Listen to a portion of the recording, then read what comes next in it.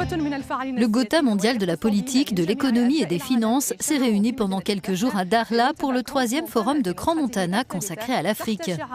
Son thème, vers une nouvelle Afrique du XXIe siècle, stabilité, cohésion et solidarité pour un développement durable.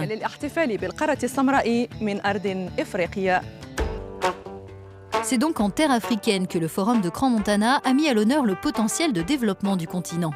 Plus d'1 millier de dirigeants d'entreprises, ONG et représentants de gouvernements du monde entier ont participé à cette plateforme d'échange. Nous sommes venus ici pour mener une grande réflexion sur l'Afrique du XXIe siècle, le potentiel considérable de la coopération sud-sud. Il est notamment question cette année de sécurité alimentaire, d'agriculture durable, autant de domaines dans lesquels le Maroc a su structurer de véritables filières d'excellence, qu'il a mis au service du développement de ces territoires et qu'il offre en partage dans une vision renouvelée de la coopération internationale basée sur le respect mutuel et les échanges d'égal à égal.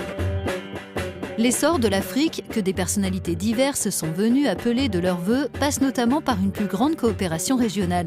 Et il y a beaucoup à faire en la matière, d'après le président du Sénat nigérian. 11% du commerce en Afrique se fait entre pays africains. Ce n'est pas assez.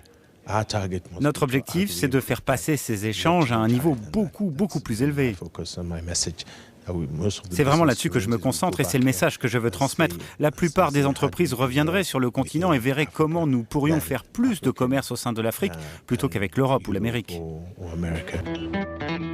Le développement nécessite également une nouvelle agriculture.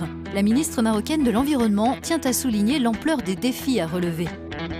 De nombreux peuples en Afrique, 4 des pays africains connaissent aujourd'hui la faim, ce qui est honteux à notre siècle, compte tenu des technologies, compte tenu de l'innovation, compte tenu des propositions qui sont faites par les Africains. L'Afrique doit relever les problématiques de l'eau et de l'agriculture.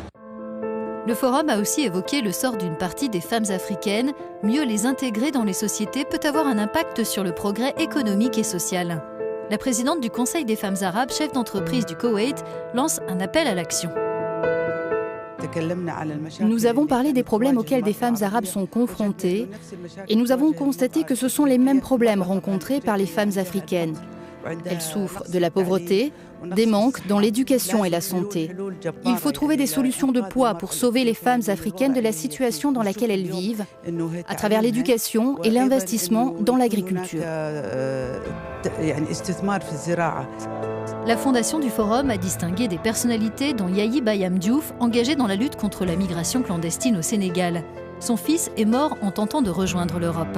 Mon histoire a commencé depuis que j'ai perdu mon enfant, mon unique fils migrant en mer, quand il a quitté le Sénégal par pirogue artisanale pour rallier les côtes espagnoles pour y chercher meilleure vie. Et ça a été un déclic pour moi de mener des campagnes de sensibilisation pour conscientiser les jeunes, les communautés côtières sur les dangers de ce fléau.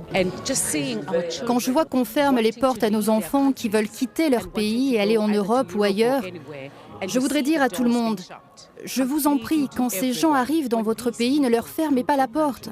Parce que vous savez, tout ce qu'il leur faut, c'est une chance de vivre. Ils ne quittent pas leur pays parce qu'ils le veulent. Ils le quittent à cause des conditions de vie sur place.